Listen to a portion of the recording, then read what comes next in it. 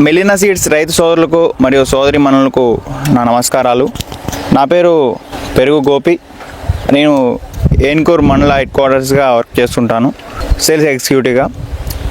అయితే ఈరోజు నేను మీ ముందుకు రావడానికి కారణం ఏమిటంటే, కూరగాయ రైతులకి నా యొక్క ముఖ్య సలహా ఏమిటంటే, రైతులు ప్రస్తుతానికి ఇప్పుడు ప్రజెంట్ ఏంటంటే కాకర తోటలు, బీర తోటలు వేస్తున్నారు.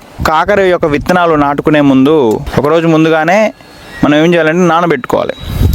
అది నానబెట్టుకుంటే ఏమవుతుందంటే మొలక శాతం అనేది మనకి 100కి 100%, మరియు విత్తనం మనం విత్తిన కొన్ని రోజుల్లోనే తొందరగా మనకి మొలక శాతం అనేది రావడం జరుగుతుంది.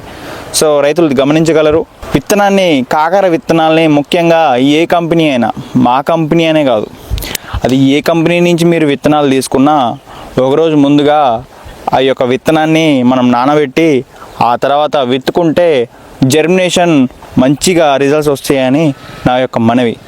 సో రైతులు నా యొక్క సలహాని మీరు పాటించి విత్తనాన్ని ఒకరోజు ముందుగానే నానబెట్టుకుంటే మనకి జర్మినేషన్ 100కి 100% వస్తుంది. రైతులకు ధన్యవాదాలు.